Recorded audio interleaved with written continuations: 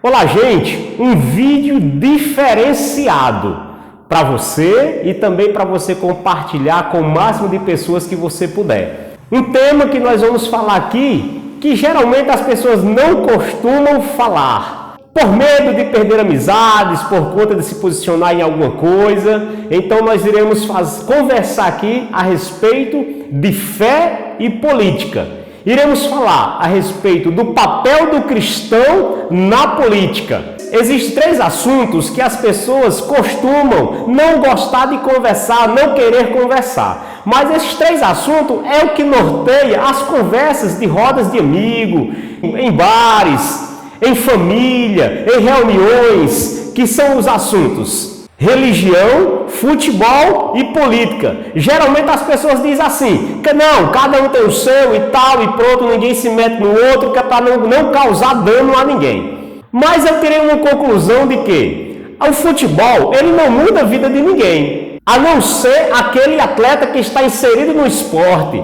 e também as pessoas que vivem ao seu entorno, a sua família, ou se também aquele atleta tem algum trabalho social, então ele pode influenciar diretamente na mudança de vida de alguém. Mas o futebol, por assim dizer, não muda uma sociedade, apesar de nós vivermos no país do futebol, o país da alegria. A respeito da religião, aqui, gente, é inquestionável. Eu, como católico, apostólico, romano, filho da Santa Mãe Igreja Católica, creio firmemente, porque a palavra de Deus me garante isso, a respeito da nossa salvação. E a nossa salvação, ela é inquestionável. Nós vivemos nesse mundo buscando a nossa salvação para um dia nos encontrarmos com o Senhor de nossa vida. Então a religião é algo inquestionável. O máximo que nós pudermos fazer para fazer com que o nome de Jesus seja amado e conhecido, é isso que temos que fazer, porque aqui está em jogo a salvação da alma humana. E outra coisa que eu acredito que muda uma sociedade, humanamente falando, é a política.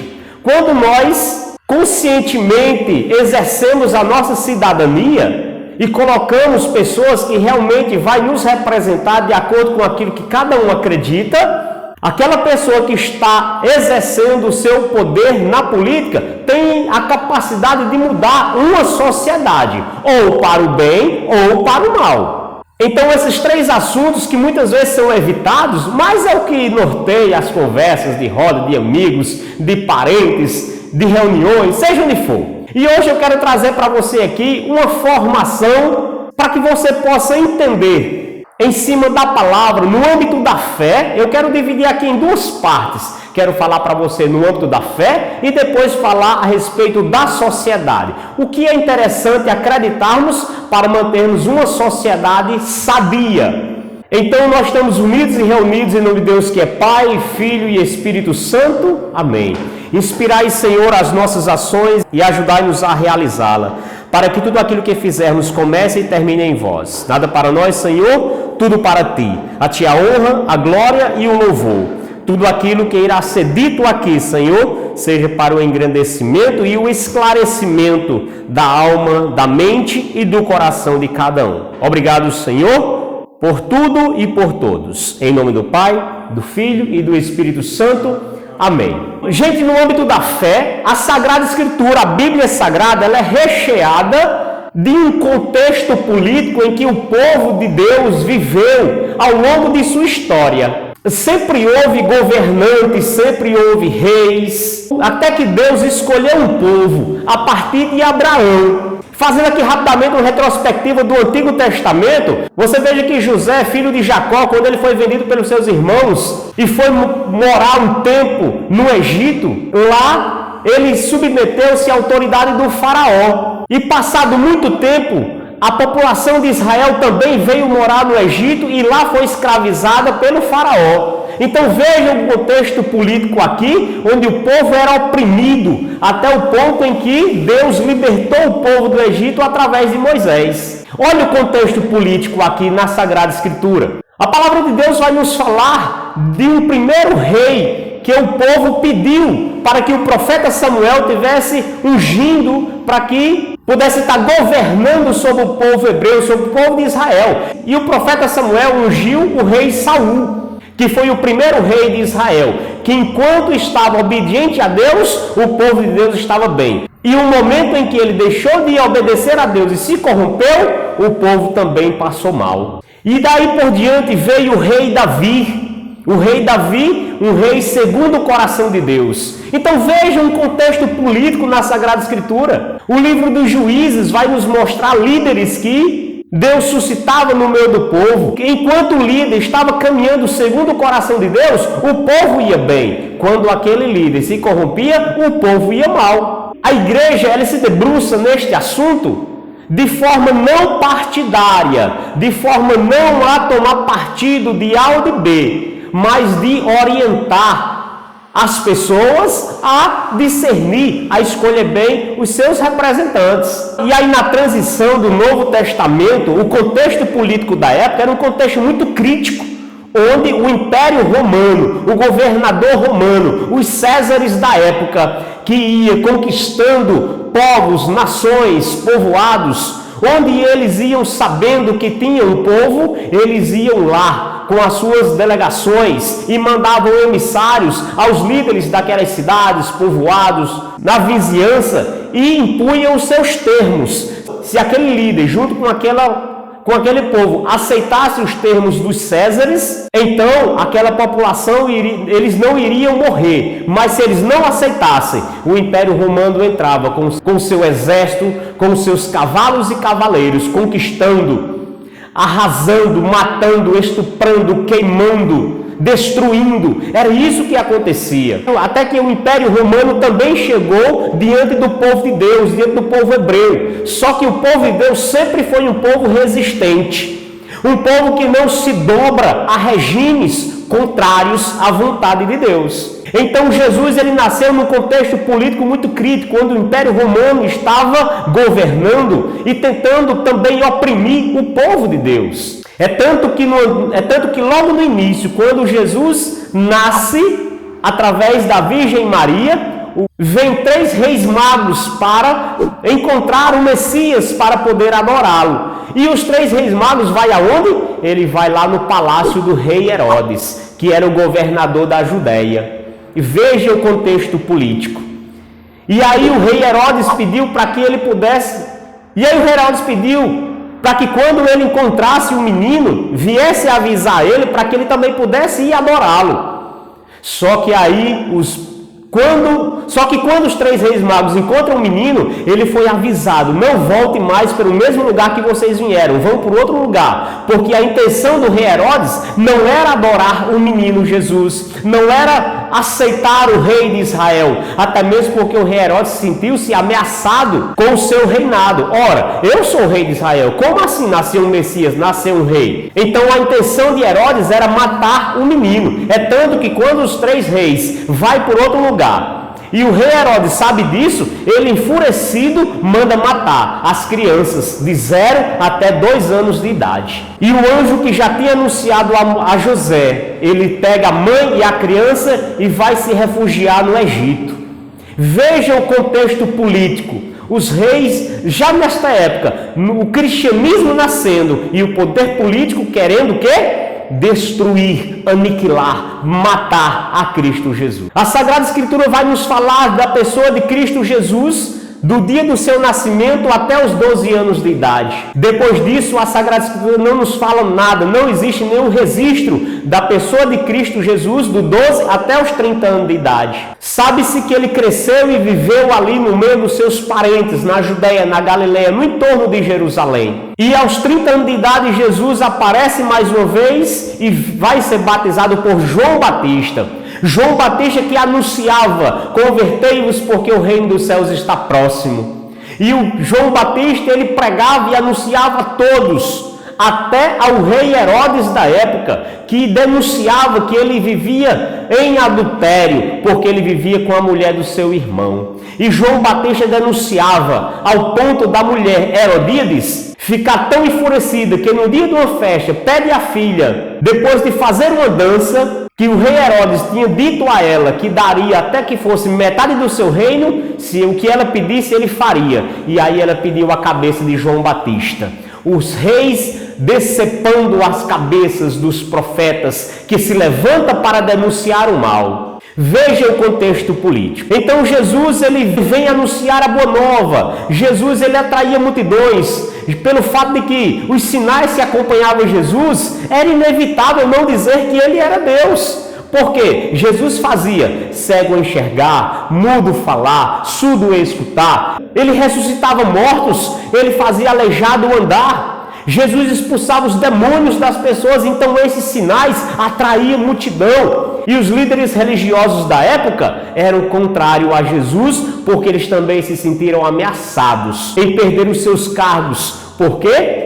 Porque Jesus se levantava como líder religioso e que atraía multidões, e eles estavam perdendo fiéis. É tanto que nesse contexto, esses líderes religiosos foi quem perseguiu Jesus para procurar prendê-lo e matá-lo, porque eles não tinham poder de matar. Eles tinham que pegar alguém e entregar ao governo romano, pois o governo romano tinha poder de matar. Por isso, se você tiver a Sagrada Escritura em casa, abra ela no Evangelho de São Lucas, no capítulo 20 e no versículo 20, pois nós vamos entender esse contexto que eu acabei de dizer para você. Proclamação do Evangelho de nosso Senhor Jesus Cristo segundo São Lucas, glória a vós, Senhor. Lucas 20, 20, que diz assim: puseram-se então a observá-lo e mandaram espiões que se disfarçassem de homens de bem, para armar-lhe cilada e surpreendê-lo no que dizia, a fim de o entregarem à autoridade e ao poder do governo.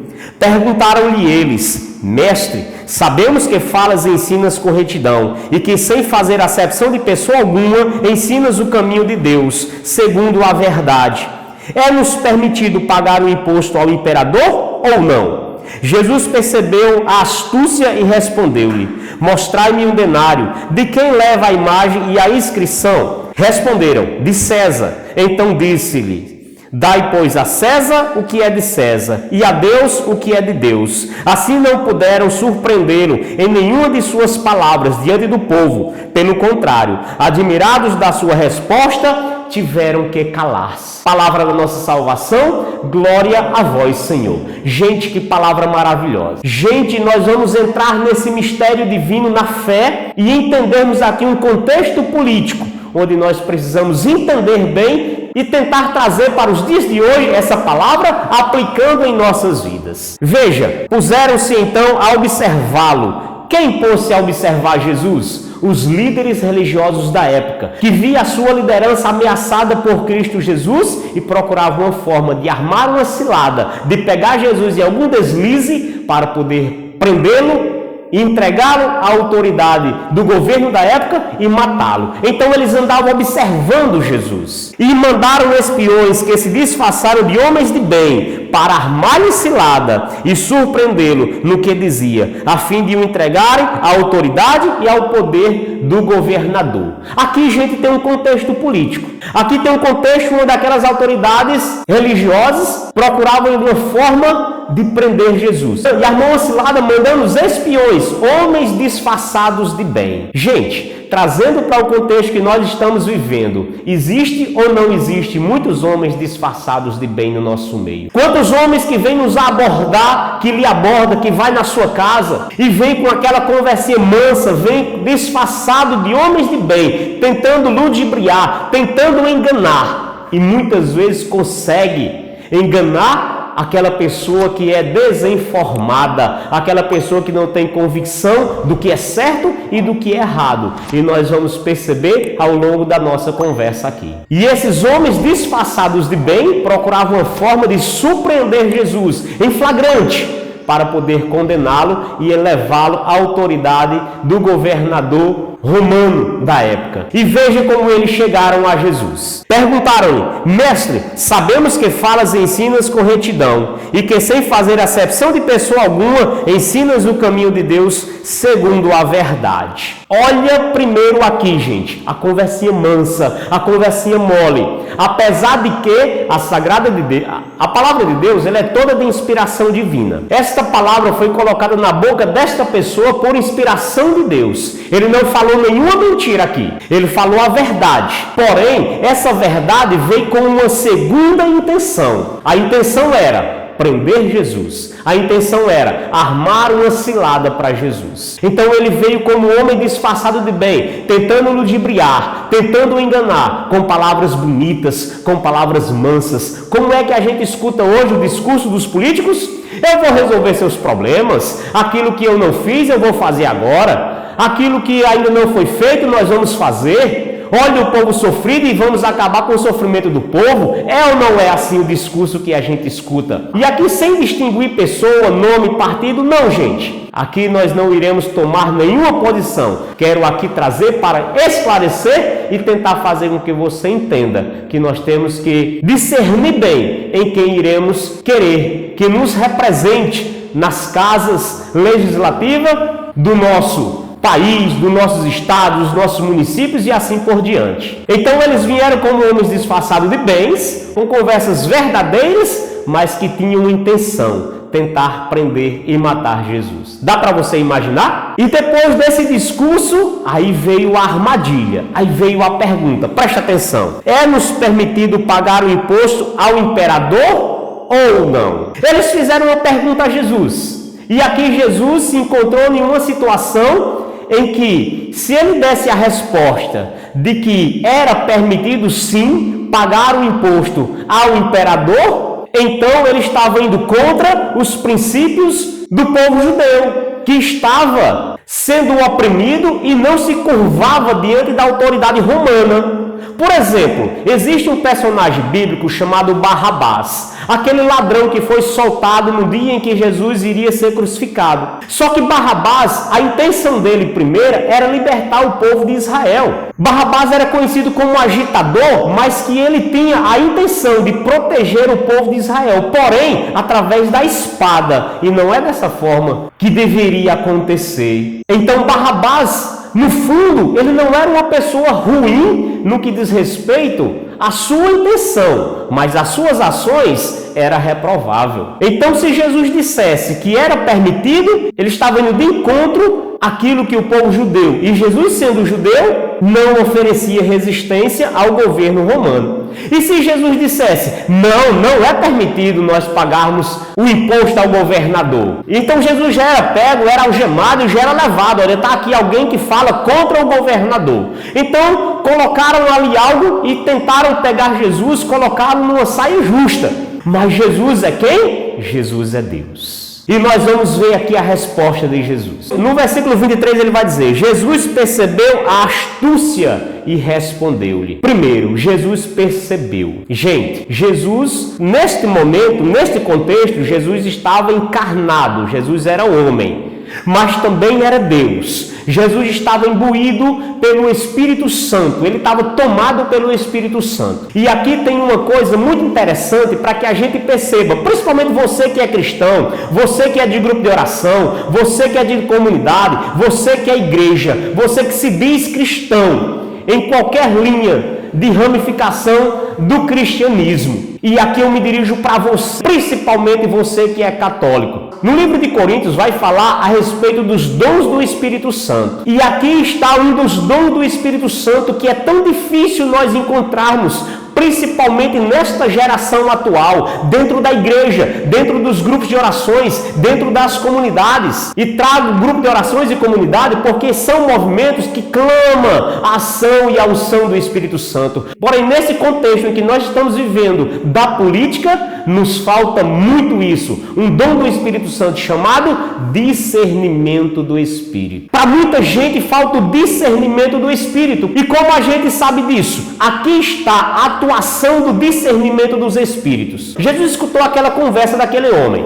E depois ele escutou a pergunta. Jesus não questionou. Primeiro ele percebeu. É nesta hora que a atuação, a ação do discernimento do Espírito atuou na pessoa de Jesus. Ele percebeu a astúcia, ele percebeu a armadilha, ele percebeu a cilada. Quando você escuta um político falando, discursando, você consegue discernir? Você consegue perceber nas suas promessas, naquilo que ele defende, segundo as suas convicções, católico, cristão, como você consegue discernir e perceber o que é certo do que é errado, o que é bom e o que é mal, o que é agradável e o que é desagradável? Para uma sociedade, como eu vou discernir isso? Porque a palavra política, gente, ela significa bem comum de um povo. O bem comum de todos não é aquele que vai pensar só no próprio umbigo. Não, mas o bem comum de todos. Um pequeno testemunho para você. Na última eleição de prefeito aqui da minha cidade de Juazeiro do Norte, um amigo foi na minha casa. E ele foi lá procurar-me para conversar e pedir um apoio da minha parte para ele. E ele falou de política, falou como ele poderia me ajudar de alguma forma. E eu escutei o que ele tinha para me dizer. Quando ele terminou de falar, eu disse: meu irmão,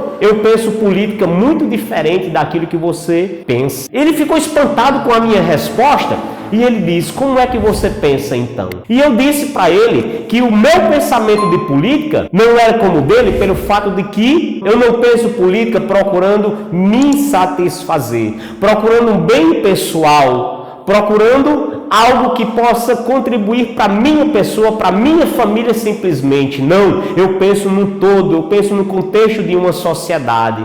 E por isso, ele, quando escutou o meu posicionamento, a maneira com que eu penso a política, ele teve que ficar calado. Porque ele me propôs algo que os meus princípios, que a minha índole não aceita. E ele foi convencido por aquilo que eu falei. Então, como você consegue discernir algo se é de Deus ou se é dos homens? Jesus aqui percebeu a astúcia. E o diabo, ele atua desta forma, gente. Lá no livro do Gênesis, vai falar que o diabo, ele é uma serpente astuta. Ele vai falar que ele vem enganando. E foi assim que ele fez com Eva. Enganou Eva com conversinhas mole. E Eva caiu. E aconteceu a primeira desobediência do homem para Deus. Então aqui você percebe que aqui houve uma atuação do Espírito Santo na pessoa de Jesus, chamado discernimento dos espíritos. Jesus percebeu. E quando Jesus percebeu, ele deu a resposta com uma outra pergunta. Veja bem: mostra-me um denário de quem leva a imagem e a inscrição. O denário era a moeda da época, era o nome da moeda da época. Assim como aqui nós temos o real. E Jesus perguntou: dá-me um denário.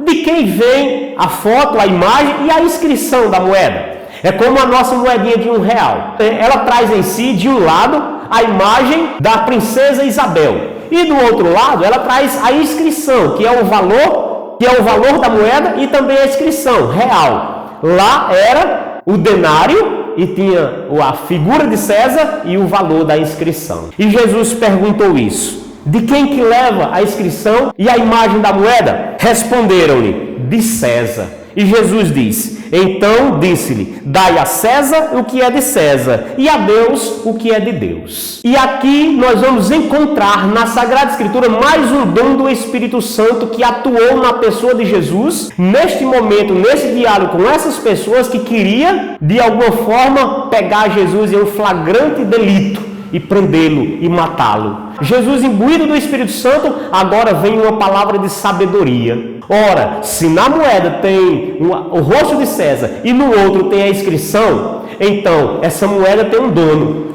esse dinheiro tem um dono. Se tem o rosto de César, então Jesus vai dizer: dai a César o que é de César e dê a Deus o que é de Deus. Queridos, preste atenção nisso aqui. Você não pode pegar o que é de Deus e dar a César. E você também não pode pegar o que é de César e dar a Deus. Quem é César? César aqui era o imperador romano. E César é um título dado aos governadores, não era uma pessoa em si. Morria um, sucedia outro e o nome era dado o mesmo, César. Do mesmo jeito, Herodes. Morria um Herodes, vinha outro Herodes. Então o Herodes era um título dado, como César também. Então ele vai dizer: dai a César o que é de César e a Deus o que é de Deus. Como entendermos isso e aplicarmos hoje, nesse contexto político que nós vivemos? Queridos, nós temos como cristãos, e aqui eu falo para você católico, para você que é de outras ramificações cristãs, existem alguns valores para nós cristãos que são inegociáveis. Preste atenção, são inegociáveis. E aqui é onde entra a questão de percebermos a astúcia dos políticos e também entendermos, para podermos escolher bem, bem, o que é certo e o que é errado. Escolhemos entre o mal e o bem. Porque diante dessa resposta de Jesus, o que foi que aconteceu? Assim não puderam surpreendê-lo em nenhuma de suas palavras diante do povo. Pelo contrário, admirados da sua resposta, tiveram que ficar calados. Neste momento, Jesus usou um dom do Espírito Santo chamado palavra de sabedoria. Ele deu uma resposta tão acertada que aqueles homens tiveram que ficar calados. Eles não tiveram o que dizer. Lembra do que eu falei para você, daquele homem que foi na minha casa conversar comigo pedindo um apoio político? E eu disse para ele que eu não pensava como ele pensava. Eu não sei se eu fui imbuído por uma palavra de sabedoria para ele. O que eu sei, o que eu tenho para dizer para você é que depois do que eu falei, ele teve que sair da minha casa caladinho. Então perceba esse contexto político. Perceba que tentaram armar uma cilada para Jesus. Tentaram pegar Jesus no deslize para prendê-lo, para matá-lo. Jesus, imbuído do Espírito Santo, percebeu a astúcia e veio com uma palavra de sabedoria no qual ele teve que ficar calado. Quantas vezes nas nossas conversas de amigo e com pessoas, com familiares, e aqui, gente, não é para você discutir política com ninguém, não é para você perder a amizade das pessoas, porque infelizmente pelas paixões, pelo fogo que aflora nesse momento, nesse contexto em que a gente está vivendo, cada um tenta defender as suas convicções, cada um tenta defender aquilo que acredita. Porém, qual é o meu pensamento? Qual é o seu pensamento? Como cristão católico, o que é que eu tenho que fazer para entender e discernir bem a pessoa na qual eu vou votar? O que é que aquele político defende? O que é que aquele político, quais são as bandeiras desse político? As propostas que ele traz para a sociedade, quais são? São as que eu acredito? São as que eu defendo ou não? Então, gente, se eu procuro discernir, analisar, perceber todo o contexto político, as situações e cada bandeira que os políticos levantam e defendem, fica fácil. Como católicos cristãos que nós somos, existem alguns valores que são inegociáveis. E aqui eu quero trazer uma segunda parte desta pregação. Primeiro eu trouxe a questão da fé, embasado na Sagrada Escritura, um contexto político. Jesus, imbuído pelo Espírito Santo, tem o dom do discernimento para perceber a astúcia do mal, dar uma resposta de sabedoria àquelas pessoas no qual tem que ficar caladas. E aqui quero entrar numa outra parte a respeito da fé também, não resta dúvida, e a respeito da moral cristã. E aqui, gente, como católico que sou, e aqui, gente, a Igreja Católica ela tem um livro chamado Catecismo da Igreja Católica. Aqui está contido a interpretação da Sagrada Escritura. Aqui tem assuntos que a igreja aborda com relação à fé e com relação à moral de uma sociedade. Por isso que todo católico deveria ter a Sagrada Escritura e o Catecismo da Igreja Católica, para poder você entender bem e poder submeter os meus pensamentos, as minhas convicções à Santa Mãe Igreja Católica. Ora, se a igreja é mãe é quem, gente? Mãe é quem educa. Então, eu preciso pegar as minhas convicções, os meus pensamentos, os meus sentimentos com relação à política e submeter à autoridade da igreja. O que é que a igreja me ensina a respeito de determinados assuntos? Eu preciso entender para poder discernir bem em quem votar. E existe, gente, dois pontos em que a igreja nunca errou e nunca errará. É com relação à fé e a moral. A igreja, ela permanece fiel, anunciando genuinamente o evangelho. Desde que Jesus anunciou, passou pela igreja primitiva, pelos apóstolos e assim por diante em toda a história da igreja católica, até os dias de hoje, a igreja nunca ensinou nada de errado no que diz respeito à fé. Tudo que é necessário para se salvar, a igreja ensina direitinho pela Sagrada Escritura. Por isso que a igreja tem a tradição apostólica, que é agarrado nesse tripé, que a igreja permanece fiel aos ensinamentos de Jesus. Por exemplo, se um padre ou um bispo ensinar alguma coisa errada, contrária à fé cristã, aquele bispo, aquele padre, ele é chamado a atenção dele pela autoridade maior e ele precisa repensar os seus posicionamentos e os seus sentimentos. Por exemplo, alguns anos atrás, um frei chamado Frei Beto, ele tinha os posicionamentos dele e ele levava para o altar. E quando ele saía com os amigos dele, por exemplo, para comer uma pizza, ele acabava ensinando coisas contrárias à fé cristã, como, por exemplo, o aborto, a questão da união homoafetiva, e aqui nada contra aos irmãos que são homossexuais. Eu não sou preconceituoso, pelo contrário, eu tenho amigos, eu tenho pessoas dentro de minha casa que se reconhecem assim, e eu os amo, e eu os abraço, e eu os beijo. Agora, existe uma coisa que nós não podemos esquecer, como cristão. Lembra o que eu disse? A religião é algo inquestionável, porque aqui está em jogo a minha salvação. Em questão de fé, esta pessoa, ela vive no erro. Assim como o casado vive no erro quando ele está em adultério. Então, nós amamos o pecador, mas não podemos concordar com o pecado de ninguém, absolutamente ninguém. E esse Frei, ele ensinava as coisas abertamente, até que chegou no seu bispo. Quando chegou no seu bispo, chamou ele para uma conversa e pediu para que ele não ensinasse mais, não falasse mais a respeito disso. E ele continuou, chamou ele uma segunda vez e pediu para que ele se retratasse e pedisse desculpa à sociedade no qual ele era pároco e que ele pregasse a verdade. Ele se recusou e por isso ele foi desinstituído da igreja, foi tirado a ordem sacerdotal dele. Por quê? Porque ele estava ensinando valores contrários à fé cristã. É assim que acontece dentro da Santa Mãe Igreja Católica. Com relação à fé, nós não podemos deixar que ela fique manchada por A ou por B. Porque aqui existe um princípio cristão que tem firmeza nas suas convicções e nos ensinamentos de Cristo Jesus. Outro ponto que a igreja nunca errou foi com relação à moral. Por exemplo, a igreja jamais aceitará o aborto. Jamais. E aqui eu já digo para você, quais são os políticos que há a favor e os que são contra o aborto? É assim que nós vamos discernindo, gente. E aqui eu quero trazer para você também uma coisa chamada agenda globalista. Existe na sociedade mundial líderes e famílias ricas que querem abarcar o mundo todo com as suas ideias, com as suas convicções, com os seus controles populacional. E aonde um governo aceita isso, essa sociedade é fadada a viver no erro. Por exemplo, aqui nossa irmã vizinha, a irmã Argentina, que teve no ano atrasado a eleição para presidente e eles tiveram duas opções. E democraticamente a população escolheu um governo, porém escolheu um governo que trazia essas agendas contrárias à moral e à fé cristã.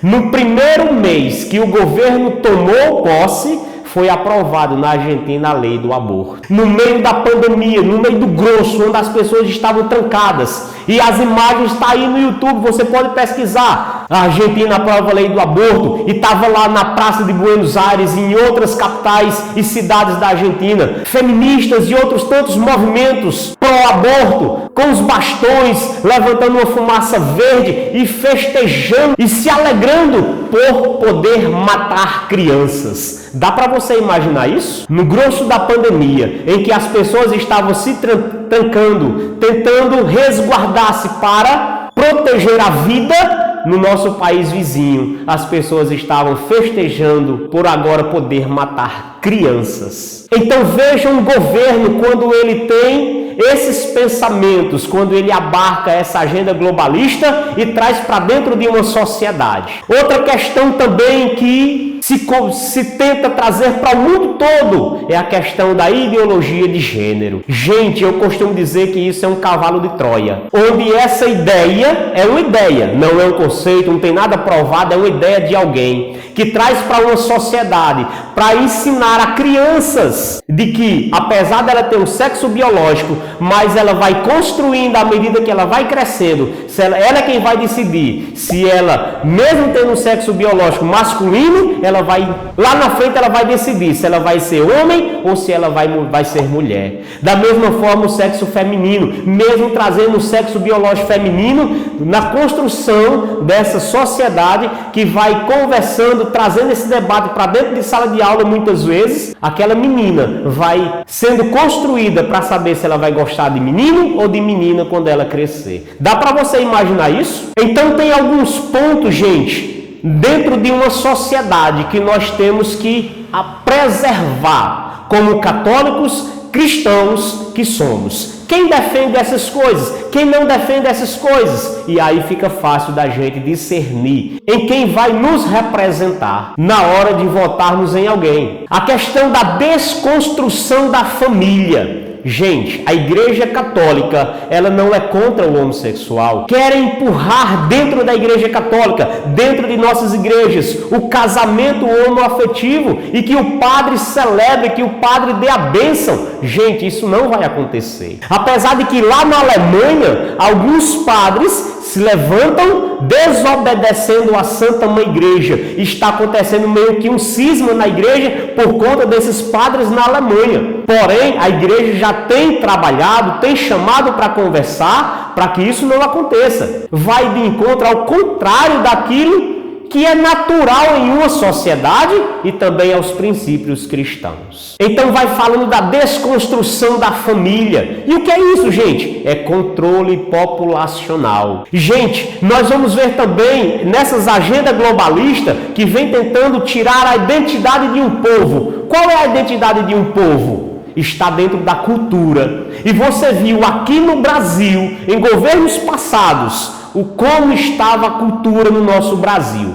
Por exemplo, um homem lá no Rio de Janeiro entrou para fazer uma peça de teatro. E quando a cortina se abriu, já estava lá no palco um banquinho com uma bacia e um ralador, que aqui no Juazeiro do Norte, no Ceará, nós conhecemos como ralador de ralamilho, para fazer pamonha, canjica. E esse homem sai por detrás das cortinas, nu, com uma imagem de Nossa Senhora Aparecida cobrindo as suas partes genitais. Ele senta nesse banco, pega a imagem de Nossa Senhora Aparecida, que é feita de gesso, e começa a ralar. E rala até o final, transformando ela em pó. Gente, e isso aí é, na cabeça deles, cultura, arte. Eu pergunto para você, cristão, você concorda com isso? Pegar um símbolo da nossa fé cristã católica e profaná-la da maneira com que foi profanado em outra cidade do nosso país. E o pior ainda, acompanhado pelas mães. Lá vem uma apresentação cultural, um homem nu, com 4 crianças pegado nas mãos. Aquele homem se deita e incentivado pela mãe para que as crianças toquem aquele homem nu. Os vídeos estão aí, gente. Pode pesquisar aí no Google, aí no YouTube, que tem, você pode ver. Exibição de artes de tela, óleo pintado e tudo, mostrando sexo explícito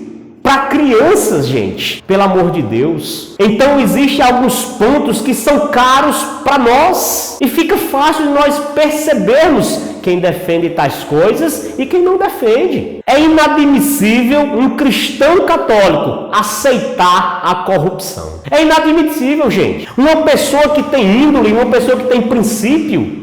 Esses dias, eu conversando com um amigo meu, muito amigo meu do peito, a gente conversou várias horas.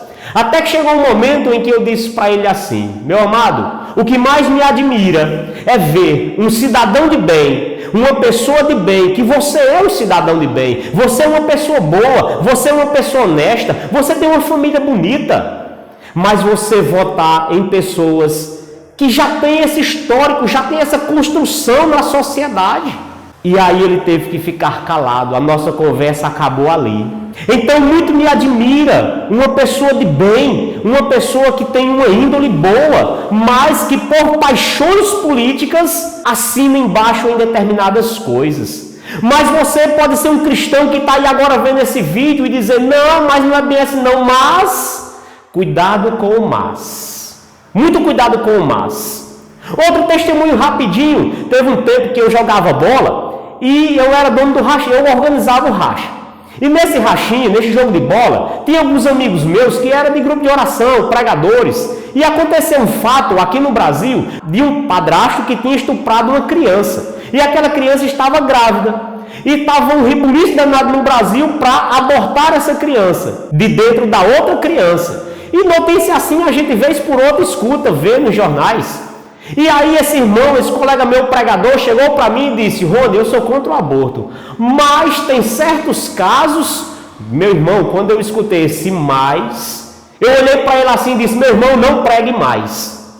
Meu irmão, você não pode pregar em nome da Santa Mãe Igreja Católica. Porque esse mais aí não vem de Deus, vem de você. Você precisa pegar os seus pensamentos, os seus conceitos e submeter à autoridade da Santa Mãe Igreja, como pregador que você é. Não pregue mais, porque a igreja é contra a toda e qualquer forma de aborto. Não importa como aconteceu. A igreja é contra, nós somos contra. E quando eu falo isso aqui, eu falo sem demagogia. Preste atenção em outro exemplo. Uma pessoa muito querida minha, ela já tinha 2 filhos. Estava o marido desempregado e a mulher desempregada, com 2 filhos para criar. A mulher fica grávida novamente. Eu soube que ela iria abortar porque o marido tinha dito a ela que não iria criar uma outra criança com a situação no qual ele estava vivendo. Quando ela veio falar para mim, eu disse para ela, se a condição para abortar essa criança for essa aí, pois vocês não vão abortar. Eu trouxe essa família para dentro da minha casa, ela viveu comigo, só eu trabalhando, e eu não sou uma pessoa rica, eu sou uma pessoa pobre, mas eu disse para ela, do que eu comer, vocês vão comer. Essa família passou comigo 7 meses na minha casa, só saiu quando a criança nasceu. E quando ela nasceu, a minha esposa ainda ficou tomando de conta do resguardo dela, como a gente chama aqui no Juazeiro. Então, quando eu falo algo, eu falo e também tento dar o exemplo, gente. Porque o bom pregador, como diz Santo Antônio de Pádua, é aquele que prega com a boa palavra e com a boa vida. Então aqui não é somente alguém que está trazendo palavras para você que talvez você esteja dizendo aí, ele se expressa bem. Mas eu também falo com a vida, eu dou o testemunho, eu não falaria algo, eu não aconselharia alguém que não fizesse aquilo que eu ainda não fiz. Então, esse livrinho chamado Catecismo da Igreja Católica, que é a doutrina da Igreja, tem alguns pontos para nós podermos observarmos. No Catecismo da Igreja Católica, no parágrafo 19 e 16, falando a respeito da responsabilidade e participação do povo na sociedade, vai dizer assim: a participação de todos na realização do bem comum implica como todo dever ético. O que é ético em uma sociedade e o que não é ético. E essa palavra ética pode ser trocada também como moral. O que é moral e o que é imoral no meio de uma sociedade. Diante daquilo que eu já falei para você, e agora a doutrina da Igreja Católica está nos orientando. Fica fácil, gente. E ele continua: uma conversão sempre renovada dos parceiros sociais, a fraude e outros subterfúgios pelo quais alguns escapam às malhas finas da lei e as prescrições do dever social devem ser firmemente condenados por serem incompatíveis com as exigências da justiça. O Catecismo da Igreja Católica está dizendo aqui a respeito de corrupção. Gente, a corrupção é incompatível com a moral católica. A corrupção é algo inquestionável no que diz respeito a uma sociedade. Se um político tem histórico de corrupção, por que você vai mais uma vez aceitar que essa pessoa tome o comando ou do país, ou de um estado, ou de um município? Não importa. Se a pessoa já tem um histórico e você ainda faz isso. Por exemplo, eu tenho uma pessoa que mora aqui num bairro de Juazeiro do Norte, chamado Campo Alegre. Esse bairro ele é um pouco esquecido das autoridades públicas aqui de Juazeiro do Norte. Apesar os últimos terem feito algumas melhorias. Mas nessa rua que essa pessoa minha mora, ela já é acostumada a votar em um vereador. Há 3 mandatos ela vota no mesmo vereador. Esse vereador promete a ela que vai calçar e asfaltar a rua dela. Já está com 3 mandatos, ou seja, 12 anos, e a rua dela continua na areia. O que é que faz com que essa pessoa ainda continue votando numa pessoa como essa? São as paixões políticas de alguém que ela gosta dele. Então, muito cuidado, você precisa submeter as suas convicções, os seus pensamentos, os seus sentimentos políticos à autoridade da Santa Mãe Igreja. E aqui está no que diz respeito à autoridade da Igreja. Ela está dizendo para nós, a mim e a você, como mãe que ela é, nos educando na fé e também na moral. E ele continua: é necessário ocupar-se o florescimento das instituições que possam melhorar as condições da vida humana. Você sabe que a corrupção beneficia poucos e maltrata a muitos. E também no parágrafo 2242, onde tem por subtítulo Deveres do Cidadão, vai falar assim: o cidadão é obrigado, em consciência, a não seguir as prescrições das autoridades civis, quando esses preceitos são contrários às exigências da ordem moral. Gente, quando o debate da ideologia de gênero chegou aqui no nosso Brasil, o Congresso Nacional rejeitou, não aceitou no plano nacional. Só que o diabo, ele não sossega enquanto os planos dele não for realizados. E aí trouxeram para os governos de Estado. Os governos de Estado, unanimemente no Brasil, não aceitaram. E em seguida eles trouxeram para os municípios. E falo com propriedade de alguém que estudou o assunto e participou do momento. Quando esse assunto veio aqui para o Crajubá, veio primeiro para a cidade do Crato. E no Crato, o prefeito da época, junto com a Câmara dos Vereadores, aceitaram este ensino nas escolas públicas. E quando veio para Juazeiro do Norte, fizeram uma audiência pública no auditório do colégio chamado IFCA, aqui em Juazeiro do Norte. E eu estava lá. Pasmem, tinha uma turma que estava no auditório, numa parte superior, com uma faixa muito grande que descia de cima até embaixo, com a inscrição dizendo: Deus não existe. Dá para você entender isso aí? Essas pessoas não têm fé, essas pessoas não acreditam em valores sadios no meio de uma sociedade. E graças a Deus, aqui em Juazeiro do Norte, a Câmara dos Vereadores, encabeçada por alguns vereadores e por meio dessa audiência pública, não foi aceito este ensino aqui em Juazeiro do Norte. Então o diabo, ele trabalha tudo aquilo que vai contra a ética, os princípios. O cristão, ele tem que repudiar tais coisas. O cidadão é obrigado, em consciência, a não seguir as prescrições das autoridades civis, quando estes preceitos são contrários às exigências da ordem moral. Os direitos fundamentais das pessoas ou aos ensinamentos do Evangelho, a recusa da obediência às autoridades civis, quando suas exigências são contrárias à da reta consciência, funda-se entre o serviço a Deus e o serviço à comunidade política. Aquela palavra que nós lemos. Por isso você vai ver o embasamento da doutrina católica na palavra de Deus. Pois ele finaliza dizendo: dai a César o que é de César e a Deus o que é de Deus.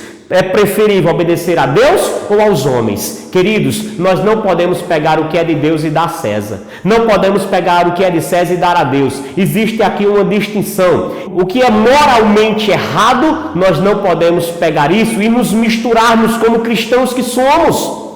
E você tem discernimento disso, gente. Você sabe o que é bom para a sua família. Você sabe o que é bom para a sociedade. Então, dentro desse contexto político, a doutrina católica está nos ensinando como escolher bem alguém em quem votarmos. Faça o seu juízo pessoal, discirna bem, preste atenção, acompanhe esse período de campanha que nós estamos vivendo. Outro dia eu estava conversando com um amigo meu e ele disse que votava em tal candidato. E eu perguntei para ele: você já leu o plano de governo desse candidato que você vai votar? Ele disse: não, para que ler plano de governo? Eu voto nele, pronto, acabou. Então você está percebendo como a sociedade ela se envolve? Ela se envolve só por paixões políticas, não por aquilo que aquele político vai trazer de benefício ou de malefício para a sociedade. Geralmente as pessoas são impulsionadas somente pelas suas paixões e não pelo seu entendimento. As pessoas esquecem de raciocinar, de discernir bem, de trazer aquela palavra que Jesus disse àqueles homens: dá a César o que é de César e a Deus o que é de Deus. Isso aqui é de César ou é de Deus? Então nós precisamos entender bem, sair para poder discernir bem em quem nós iremos votar. Ainda no Catecismo da Igreja Católica, no parágrafo 2246, diz assim: faz parte da missão da Igreja emitir juízo moral também sobre as realidades que diz respeito à ordem política, quando o exijam os direitos fundamentais da pessoa ou a salvação das almas, empregando todos os recursos, somente esses que estão de acordo com o Evangelho e com o bem de todos, conforme a diversidade dos tempos e das situações. Então a igreja, ela abarca um contexto geral, em que o político ele tem que estar de acordo com o bem comum de uma sociedade. Se não tem um bem comum, se já tem um histórico de não ter um bem comum, então não convém para o cristão aceitar novamente. A palavra de Deus, lá no livro de Coríntios, vai dizer isso. Tudo me é permitido, mas nem tudo me convém. Você tem que perceber isso aí. Ainda no Catecismo da Igreja Católica, no parágrafo 2270, vai dizer assim, a respeito do aborto. A vida humana deve ser respeitada e protegida de maneira absoluta, a partir do momento da concepção. Desde o primeiro momento de sua existência, o ser humano deve ser conhecido os seus direitos de pessoa, entre os quais o direito inviolável de todo ser inocente à vida. Preste atenção, gente. Preste atenção. Quem é contra e quem é a favor do aborto? Preste atenção. Como cristãos, eu estou falando para você cristão, e pegue esse vídeo, mande para todos, seja ele quais forem os seus pensamentos. Cristão católico não deve assinar embaixo em quem é a favor do aborto. Nós acreditamos na vida desde a concepção. E eu tenho um amigo que ele se formou, ele é formado em biologia. E quando ele foi fazer a sua monografia, ele foi fazer a sua apresentação para os seus professores, ele disse o tema que ele queria falar. Ele ia falar a respeito do aborto e da concepção da vida, desde sua fecundação. E os professores ateus e com outros pensamentos contrários àquilo que ele queria falar, deu a ele alguns subsídios de pesquisa. Ele não podia pegar literatura de 2010 para trás. Só pegar literatura de 2010 para frente. E os professores sabiam disso, que de 2010 para frente são poucos os escritos. De 2010 para trás tem muita coisa, mas ele não podia usar nenhum argumento de 2010 para trás. Só que esse irmão, ele é um irmão da igreja, ele é um irmão de fé. Ele é um irmão que tem também uma coisa chamada razão. Ele age com a fé e age com a razão. Muitas vezes, na hora de discernir alguma coisa, alguém, nós só agimos com a razão, esquecemos a nossa fé. E eu costumo dizer que a minha fé não se separa de mim na hora de escolher alguém para votar. E esse amigo, ele pegou, fez o estudo dele. E no dia da apresentação, estava lá os professores de bancada. Ele deu a aula. Quando terminou, adivinha quanto ele tirou da nota? Ele tirou 10 de todos aqueles lá. Então, ele provou aqueles professores ateus, contrário à vida, que eram a favor do aborto, que a vida começa na fecundação. Gente, só um louco para não entender que um esperma e um óvulo, quando se encontram, eles se juntam e ali começa a produzir, a se multiplicar. Uma célula morta não se multiplica, ali tem vida, ali tem multiplicação, ali tem formação humana. Foi Deus que escolheu. E a palavra vai dizer no salmista que tu, ó Senhor, me teceste desde o ventre de minha mãe. Então, gente, tem coisas que são caras para nós dentro de uma sociedade. Então eu tenho que entender o que é moral e o que é imoral. Eu tenho que entender o que é ético e o que é antiético. Eu tenho que submeter as minhas convicções, os meus pensamentos, as minhas paixões políticas à autoridade da Santa Mãe Igreja, se assim eu digo que sou cristão católico apostólico romano. Se eu disser isso, então eu tenho que mudar os meus pensamentos, os meus conceitos, porque a Santa Mãe Igreja me ensina uma coisa, e se eu vou de contra isso, então eu estou indo contra a minha fé, as minhas convicções. E eu, Rony, da cidade de Juazeiro do Norte, digo para você, como Santa Teresa de Ávila, eu, Rony, morrerei filho da Santa Mãe Igreja Católica. Os meus valores como cristão são inegociáveis. Os meus valores como sociedade são inegociáveis. Neste momento, eu preciso pensar não somente com as minhas paixões, mas perceber o que é bom para a sociedade. Não pensar somente em mim, não pensar somente no bucho, mas pensar naquilo que é benefício moral dentro de uma sociedade. O que aconteceu ontem, o que está acontecendo hoje, e eu sou responsável pelo que vai acontecer amanhã. Então está em nossas mãos que você, assim como eu, analise, perceba as coisas e em cima disso submetamos à autoridade da Santa Mãe Igreja. Peçamos a Deus a graça de discernirmos bem em quem votar, que o Senhor nos dê uma palavra acertada, uma palavra de sabedoria para poder acreditar que aquela pessoa com a qual eu irei depositar a minha confiança no voto, ela irá representar aquilo que realmente eu acredito. E se eu acredito em coisas boas, então vamos para frente. Se eu acredito em coisas ruins, então submeta as suas convicções, seus pensamentos à autoridade da Santa Mãe Igreja e a nosso Senhor Jesus Cristo. Louvado seja o nosso Senhor Jesus Cristo, para sempre seja Deus louvado e amado. Em nome do Pai, do Filho e do Espírito Santo. Amém? Compartilhe com o máximo de pessoas que você puder. Faça com que esse ensinamento chegue a muitos ouvidos, a muitos corações, para que sejamos pessoas esclarecidas no meio de uma sociedade. Deus abençoe você. Feliz a nação cujo Deus é o Senhor. Louvado seja Deus.